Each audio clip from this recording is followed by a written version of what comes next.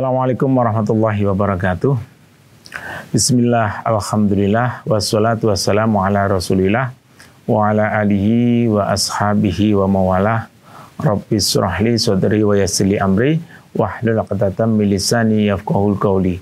Rabbana la ilma lana illa ma 'allamtana, innaka antal alimul hakim. Amma ba'd.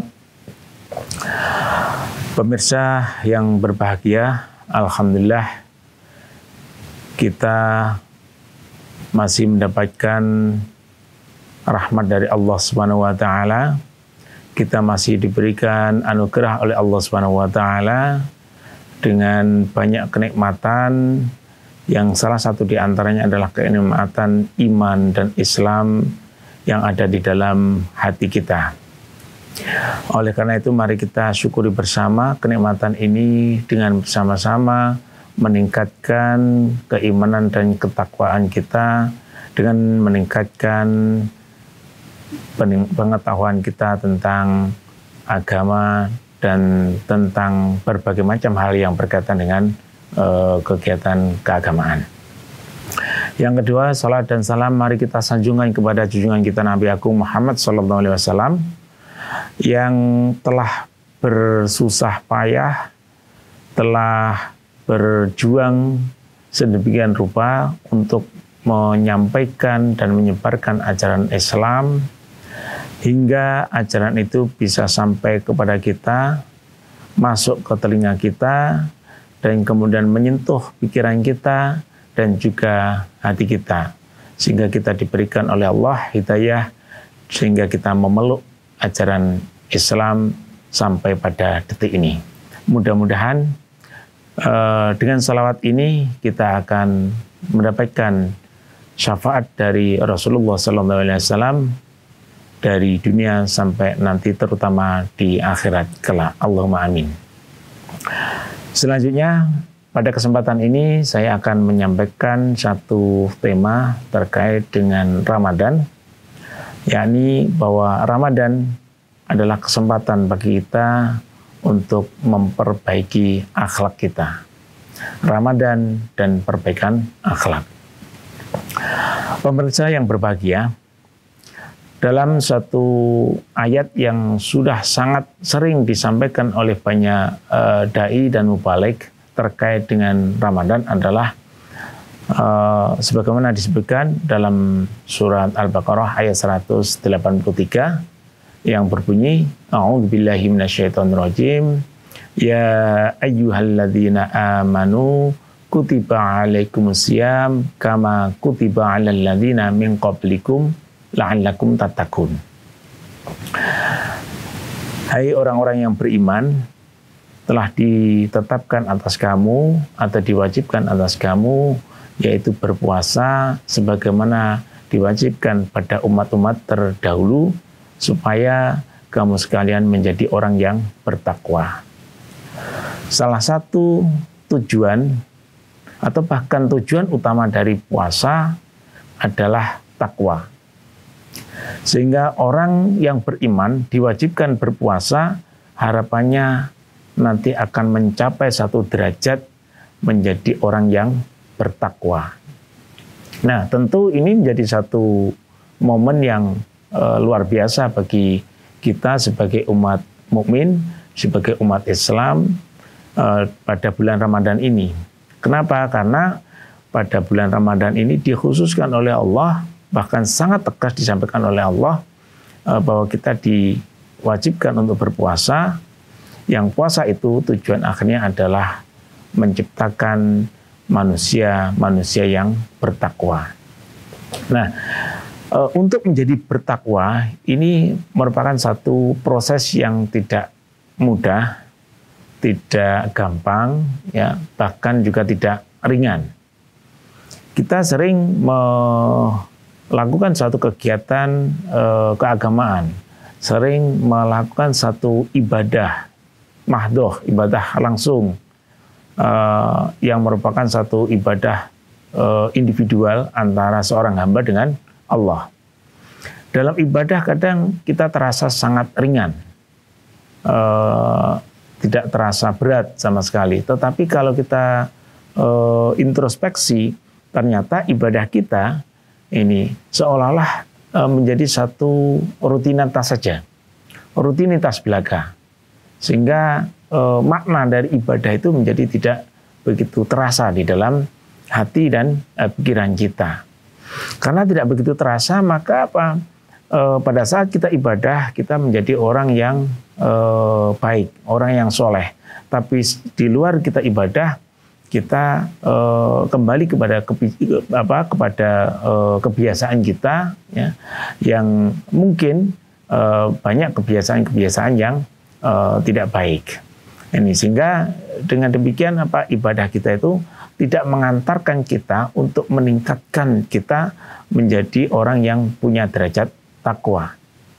Ini. Nah, oleh karena itu, maka salah satu poin penting di dalam kita menjalankan ibadah puasa adalah bagaimana kita memahami betul proses puasa, khususnya selama bulan Ramadan ini. Bagaimana kita menjalankan puasa itu, bagaimana internalisasi di dalam hati kita, di dalam pikiran kita, sehingga nilai-nilai puasa itu nanti akan membekas di dalam tingkah laku kita, menjadi habit atau menjadi kebiasaan kita sehari-hari. Sebagai satu contoh, pada saat kita berpuasa, kita harus menahan diri dari amarah. Maka dengan menahan diri dari amarah, tidak gampang marah, tidak gampang emosi selama bulan puasa, diharapkan nanti setelah bulan puasa kita menjadi pribadi yang tidak gampang marah, tidak gampang tersinggung. Ini tidak mudah menyampaikan atau mengeluarkan kata-kata yang tidak baik atau kurang terpuji. Ini dalam puasa kita dibiasakan untuk disiplin dalam menjalankan satu amalan. Contoh, ya, pagi hari kita disunahkan untuk makan sahur. Makan sahur itu sunnah, tetapi itu sangat ditekankan. Sehingga ketika kita menjalankan makan sahur ini, maka kita akan mendapatkan pahala yang besar. Nah, bukan sekedar kita makan sahurnya yang perlu untuk kita pelihara, tetapi bagaimana kedisiplinan kita untuk bangun pagi, bangun tepat waktu, dan kemudian menjalankan sebuah kewajiban. Kesadaran bangun dan bangunnya untuk menjalankan sebuah kewajiban, inilah yang merupakan nilai yang harus dibawa sampai kita keluar dari bulan Ramadan. Demikian juga pada sore hari. Ini sore hari kita disuruh atau disunahkan untuk berbuka puasa secepatnya. Bahkan seseorang ketika tidak berbuka puasa ini menjadi haram. Nah, ini mengajarkan kepada kita sebuah kedisiplinan di dalam menjalankan sebuah tugas, sebuah amanah.